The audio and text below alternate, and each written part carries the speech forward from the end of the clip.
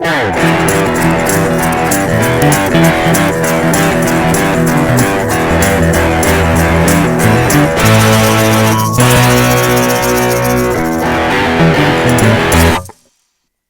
it's Super Wrestling Funtime. I'm Dan. I'm Jeff. Today, we are going to be talking about our halfway through 2016 top 5 matches so far. We're halfway through the year. Yes. I think it's we've seen half of the wrestling that's going to happen, and I think we have a pretty good idea of some stuff that's going to end up on our match of the year list at the end.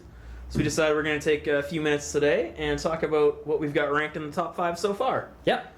So Dan, get us started. What do you have listed at number 5? So number 5 for me was Ospreay versus Ricochet, which I know was a really controversial match for a lot of people this year. Because of that 10-second gif of the opening on Twitter? Yeah, of just crazy flips all the time. Yeah. But I really, really, really loved this match. And I loved a lot of like the potential it has going forward between both the wrestlers and what we could see out of wrestling in the future. I think it was really interesting to see people lose their minds about that 10-second gif and saying that there was no story and it was just flips. Because that 10-second gif set up the entire story of the match. Mm-hmm. Which was Ospreay being like, no, I'm like the new hot shit high flyer. And Ricochet being pissed because he was the old hot shit high flyer. Yeah. And wanting to prove that this young punk can't take his spot. Mm-hmm. And so them trying to top each other is the entire story. Yeah. And it didn't make my top 5. I have it at 7 on the list that I made. Yes. But it was awesome. And it's like the standard of cruiserweight wrestling this year has been insanely high. It's been nuts. The cruiserweights are really, really just like upping the game and upping the bar and giving almost all the heavyweights a run for the money. I can't think of any heavyweight right now that is currently on some of the levels that the cruiserweights are on. Yeah, there's definitely some great stuff happening. That match was also that was their block match from the Best of the Super Juniors.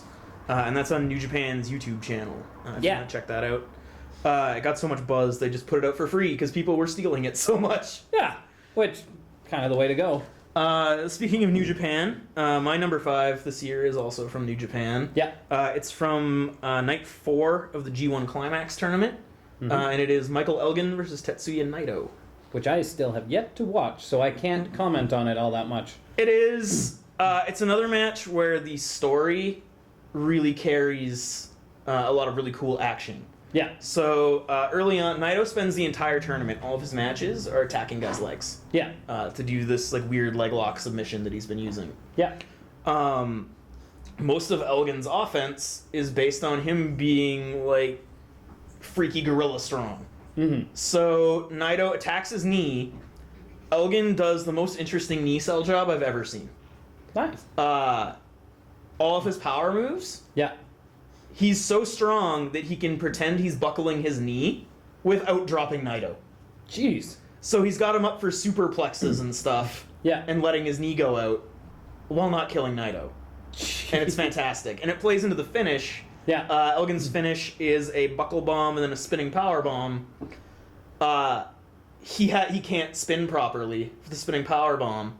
He stops for a second to readjust, and Naito turns it into Destino and pins him. Nice. And it was awesome. It was my best match of the G1 for a good chunk of the tournament.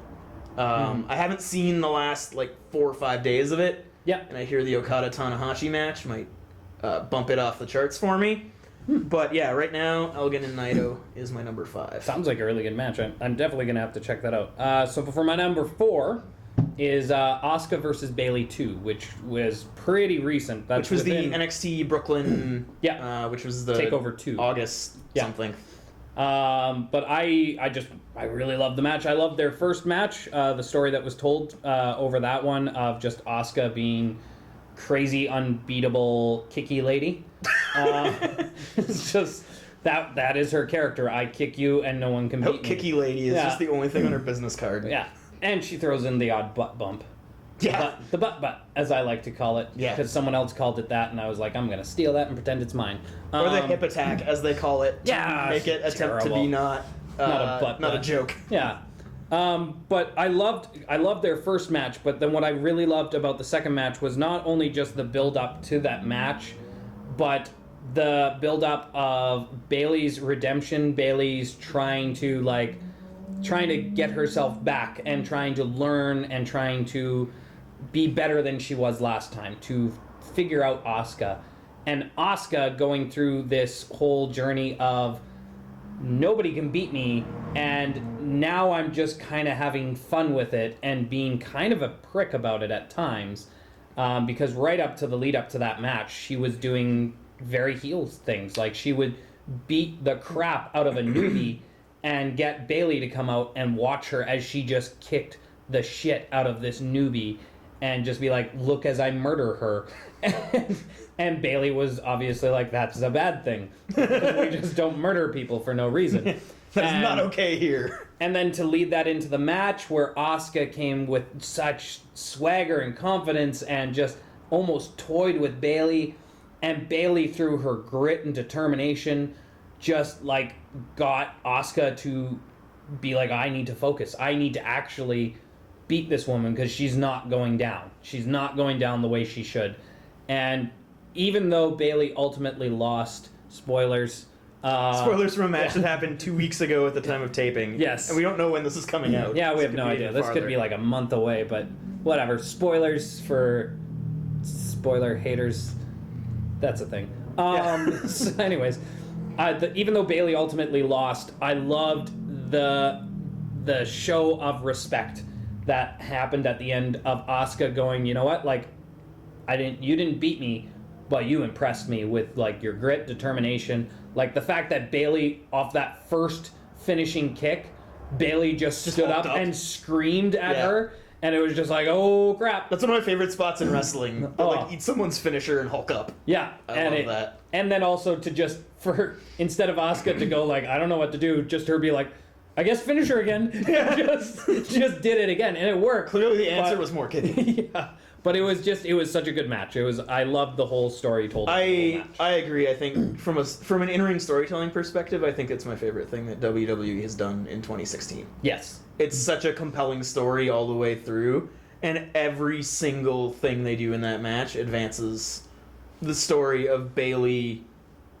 She wasn't ready for Asuka the first time. Yeah. This time she's still not good enough to beat her, but she was ready for her, and she made Asuka try for the first time. Yeah. Well, and Asuka never got in the Asuka lock, which was also a really cool thing. Yeah. Because they showed that Bayley learned how to get out of the thing that took her down the first time. I also think it was better than the first match because the finishing stretch was so hot compared to the kind of confusing, like, wait, she just passed out? Yeah. Kind of that finish was a little bit of a downer. Yeah. But I think the knockout Hulk up, knockout again shot. Yeah. I think that was a really hot finishing stretch. Also, Bayley has a really weird habit of like making me way more emotional about wrestling than I should be. She is like the best storyteller. Yeah. Maybe in WWE. For me, it's a toss up between her and Zayn. Yeah, Zayn's really good. Bayley also helps it helps Bayley being like the most over person. Yes. Like, I think I don't know if it's actually possible to be more over than her in 2016. No. In that environment of NXT. No, not at all. So my number 4 actually happened on that same show. Yes. I had Asuka Bayley ranked in the top 10 but below the top 5. Yeah. So my number 4 happened on that same show, and it was the tag title match between the Revival and Johnny Gargano and Tommaso Ciampa. Yeah, which I was really close to having that in my top 5. And when we talked about the Cruiserweight Classic and their match on a previous show, and I think we'll probably talk about again in a bit, I really love that they played in the story of that team, that they still respect each other, but now you realize that, Gargano is the main guy in this team. Yes. And Ciampa doesn't really like that. Yeah. And you can tell he doesn't. But really for me, the match was about the Revival and the style of tag team match that they've been working that's just so much fun to watch. Oh, it's so good. WWE relies on the really generic Southern tag. Yeah. And being able to change that formula and end with the crazy sprints. Oh, those are the best. And also just the insane 80s cheating. Yeah. wonderful. Like 5 minutes at the end of you just going, You buy every near fall for the last few minutes. Yeah. And then I love that they won off of a submission that wasn't actually their finisher. Yeah. That was really great. What's one thing I really enjoy in matches is when it's not always ended with a finisher. Yeah, like they wrecked his knee. Yeah. They used that move that broke Big Cass's leg. Yeah. Wrecked his knee, put on the whatever, like, weird reverse figure 4 thing. Yeah. And, like, that was it. And like, I've never seen them use that before. And the fact that Gargano was within reach of the ropes, and it sold his pain that much more that he was just like, nope, gotta tap. Yeah, like, I can't be in this for 1 second longer. Yeah. So, moving on to number 3. So my number 3 is, which I think is also on your list. I think it actually is also my number 3, based on what we talked about earlier, possibly. Okay. My number 3 is Ibushi versus Cedric at the CWC in the round 2. Yeah, it was Cedric Alexander, Kota Ibushi, round 2, episode 5. Yes. Cruiserweight Classic. Yeah. That is also my number 3. Okay, yeah, so I guess we can just go together on this one. We talked about it on our Cruiserweight Classic show, yes, and you should go watch that. Yeah. But yeah, it's just great. It's craziness. It's amazing craziness. Yeah. They just both do all their cool shit. Yeah. A fun fact for like 20 people that were there that know this and everyone else that doesn't know this, that match was the highlight of the SummerSlam night we had. Because we watched SummerSlam and then played that match, and that match was the highlight of the night. The match of the night happened a week earlier. Yeah. It was amazing. Yeah, no, watching like 15, 20 people lose their minds in the back of a comic book store. Yes. Because these two guys they've never heard of just trying to kill each other was amazing. That was a great time. So our number 2 might also be the same. I'm not sure where you have. No, I don't think our number 2 is the same. So what have you got for number 2? So my number 2 was also from the CWC. Okay. And I like just a little bit better, mostly because I'm a heavy investor in NXT. Was Gargano versus Ciampa. Right. Which I really loved because I've been with Gargano and Ciampa since they started in NXT. I knew a little bit about them before. But they came into NXT as a tag team. They showed that they had this deep brotherhood.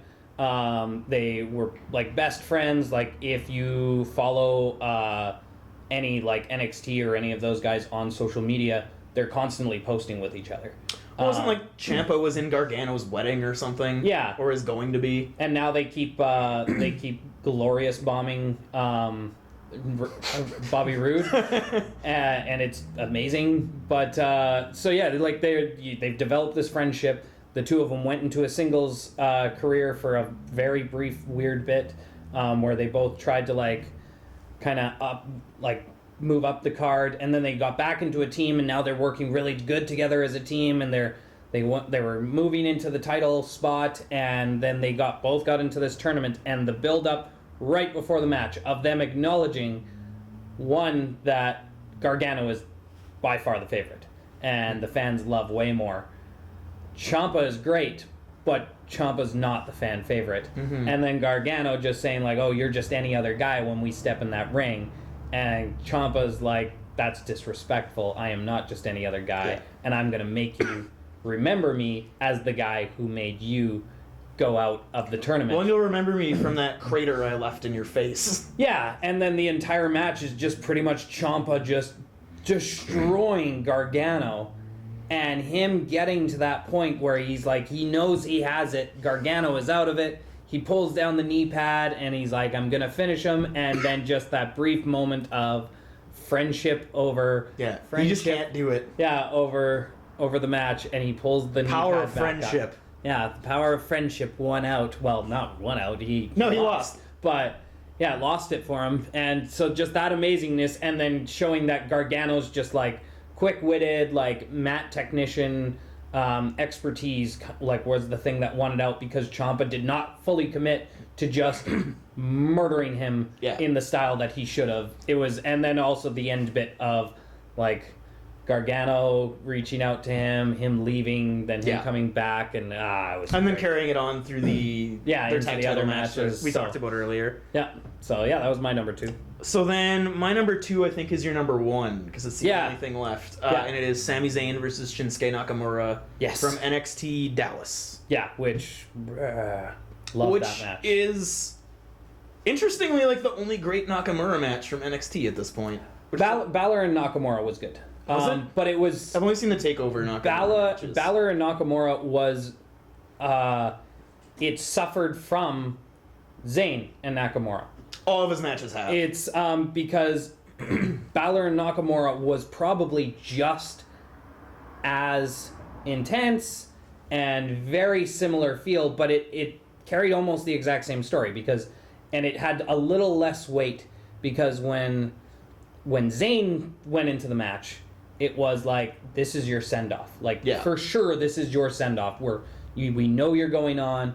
You've been on the main roster for a bit at that point and as well. it's just like he had been there forever, and he was kind of like, he was easily like the face of the company, and like he had gone through all these highs and lows being at the top, and then to get like send him off with Nakamura and the crowd just being behind him as he was leaving, and you could tell that Zayn kind of didn't want to leave, but kind of did want to Yeah. move on and like get back to where he was before his injury. All of that was just like a perfect storm. And then you also got you got trying Nakamura, yes, which that's sort of the knock on him is that he's capable of great performances, yes, but you don't necessarily know when they're gonna happen because he's also capable of just sort of phoning it in and yeah, like his Austin Aries match where yeah, Aries was really carrying that match. Yeah. Nakamura just sort of showed up. The Joe match actually was similar. Oh yeah, big time. But yeah, Zayn Nakamura.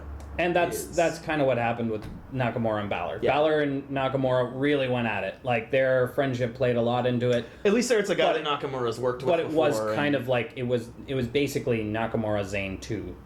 Yeah, and Nakamura Zayn was just like the fact that they made you buy on the Zayn near falls at the end when you knew that he was gonna lose. Yeah. That was just great. Oh yeah. And Sami Zayn is probably the best big match wrestler in the WWE I love that system. Like, he can make you care about him even in matches where the outcome is pretty obvious. Oh yeah, when you know he's going to lose, you're still behind him 100%. You don't feel you do feel down when he loses, but you don't lose any of your fire for him when he loses. Because you know that at some point it's going to break his way and he's going to win it. Yeah. But that leaves us with one match left. Yes. Which is Your my number number one. And it is Hiroshi Tanahashi versus Kazuchika Okada for the IWGP Heavyweight title at Wrestle Kingdom 10. Yes, which And I also have to watch. It's fucking bonkers. But it's really interesting because they've put together a series that hasn't really happened since like the 90s in All Japan. Yeah. Where each of their matches gets way better if you saw the match before it. Because they will play on it. So the story in their previous match was young Punk Okada thinking that he had finally put Tanahashi behind him. Yeah. And Tanahashi just making him look like a punk. Because the Rainmaker, Okada's finish, had never been kicked out of. So when Tanahashi kicks out of it at Wrestle Kingdom 9, Okada doesn't have anything left. And you can see him emotionally breaking down as Tanahashi just wrecks his knee and hits him with like 7 high fly flows and pins him. Oh, jeez. And then Okada leaves the arena crying while Tanahashi's just like, get out of here, bitch. You've been keeping my title warm for me. So this year, Tanahashi immediately goes to the knee. Yeah. And Okada's managing to weather it. And they finally hit the moment where they're struggling. Okada finally hits a Rainmaker. Tanahashi kicks out. Except Okada learned he doesn't panic. They managed to go through. They both hit each other's finishers on each other. Yeah. Which is a spot that I love. And then finally Okada puts him down with like multiple Rainmakers. Oh, nice. But because he doesn't Panic, like he's matured, Yeah. he didn't panic. he knew, like, okay, this guy might not kick out after one, or like he might kick out after the first one, but if I just keep hitting him, he'll eventually stay down. Yeah. And they've been doing this story going into their G1 match, where Okada has proclaimed himself the ace of New Japan. Tanahashi's like, nah, I'm still the ace. You're still just a young punk. I'm gonna beat you again. And Okada's just mad about it. And so I haven't seen their G1 match yet. Yeah. But I am excited. So it's possible that the same two guys might end up being in the in the 1 and 2 spots. Yeah. For the match of the year list. I'm okay with that from the sounds of it. I definitely got to check those out. I know you've told me about that match a lot, and I really need to watch it. Like, I do remember almost every single one of those matches vividly, because after each one of them happened, you vividly describing to me how amazing and bonkers these matches were. And I love matches that build like that. Like, I know one that's in both of our honorable mentions that has a similar thing was the AJ Styles Cena match. Yeah. Which both their singles matches were great because they built off of the match previous. John Cena's actually a guy who does that, but in a... I don't want to say a more subtle way, but he does it in a less... it's less the core of the match story and more of a touch that he adds that WWE doesn't usually touch on, include. Like, none of the announcers mentioned it at SummerSlam that Cena seemed to learn his lesson. They're also not very good at their jobs. No, they're not. JBL just hates Byron Saxton with an unbridled rage for some reason. Michael Cole is trying to keep his job by copying other people that are better at it than him. And Byron Saxton is... also there. Yeah, he wears a suit. So, that's our top 5 so far. Yep. Tell us yours in the comments. There's probably a bunch of stuff that we haven't seen yet that is really great. Yeah. So, tell us what you like this year, and we'll check it out, and maybe some of it will make our end of the year list. All right. See you guys next time.